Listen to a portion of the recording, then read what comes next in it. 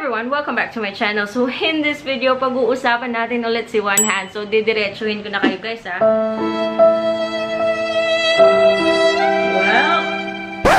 Well, One Hand is still alive and kicking. Nag-ooperate pa rin. May news ako sa inyo, kaya huwag kayong umalis. Palagi akong nag-check for updates regarding One Hand. Kasi kung natatandaan nyo pa, nung September lang po, is nag-order po si NPC na ipatanggal tong si One Hand sa Google Play because One Hand is one of the 4 apps na involved sa is one of the 4 apps na nirereklamo ng dahil sa regarding sa privacy issues. Kaya yun, pinatanggal siya ni NPC sa Google Play. So, marami sa inyo yung nag-conclude na hindi na siya dapat bayaran or nagtatanong kung babayaran pa ba yung utang ni One Hand on the assumption na pinasara na po si One Hand.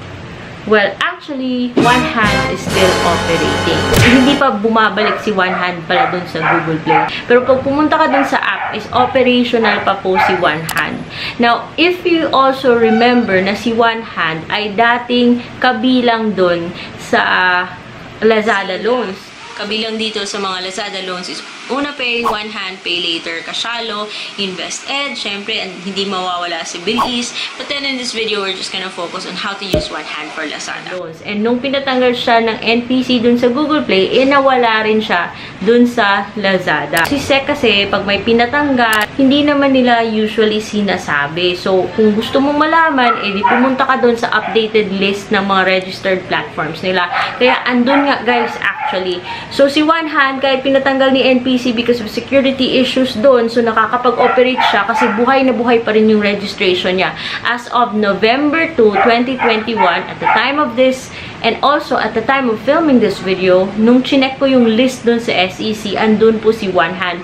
One Hand is an online lending platform ng WeFund na corporation. So, andun po siya. Kaya nakakapag-operate pa rin si One Hand. So, mahahanap actually si One Hand pag pumunta ka ng Google, sinearch, ang ingay ng aso ko, I'm so sorry. Sinearch mo si One Hand, dun siya.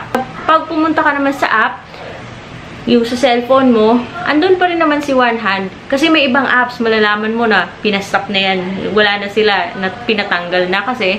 Pag-click mo ng app, white screen, hindi ka na makakapag-loan, wala na silbi yung app nila. Ito naman si One Hand, fully operational pa po yung app niya. So, i-click mo si One Hand, mapupunta ka dun sa dashboard, makikita mo na nagpro-provide pa rin siya ng Lazada loan, and andun pa rin pwede ka pa rin humiram sa kanya. Now, yung nagbago kay One Hand, pagkatapos siyang pinatanggal ni NPC dun sa Google Play, is that, ngayon, grabe na siya mag-remind, guys. So, 7 days pa lang before your due date, nagre-remind siya. And naglalagay pa rin siya ng entries dun sa Google Calendar. So, may mga reminders. So, nag-a-access pa rin siya dun. Also, kahit na natanggal na siya dun sa Lazada, is nagbibigay pa rin siya ng Lazada loans kasi pag dun ka nag-apply sa One Hand, yung pera na in-applyan mo as Lazada loan, ipapadala niya pa rin dun sa Lazada wallet mo. So, yun yung status ni One Hand ngayon. So, alam natin pinatanggal siya sa Google Play because of privacy issues. Pero based on the list, updated list ng NPC of registered platforms, andun pa rin si One Hand.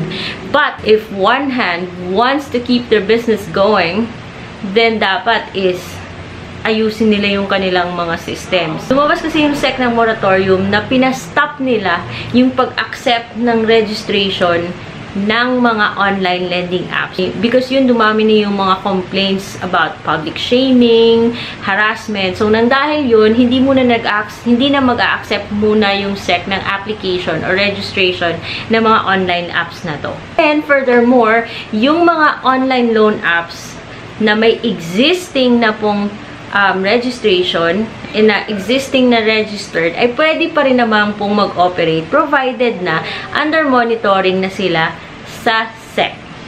So, kung gusto ni One Hand ipagpatuloy yung business nila, dapat ayusin din nila yung ginagawa nila. Kasi pag natanggal sila, baka hindi na sila pwedeng makabalik. So, yun, dapat mag-ingat-ingat si One Hand ngayon. So, guys, ito kasi may naghihingi po kasi ng update about One Hand. So, here you go. Ito yung nahanap ko, kaya i-share ko sa inyo. So, if you haven't done yet, please subscribe to my channel because I do reviews, updates, I comment on online loan apps, tutorials about online loan apps and buy now, pay later platforms. And if you want to see vlogs that have nothing to do with online loan apps, please subscribe to my other channel. And I hope to see you on my next video. Bye!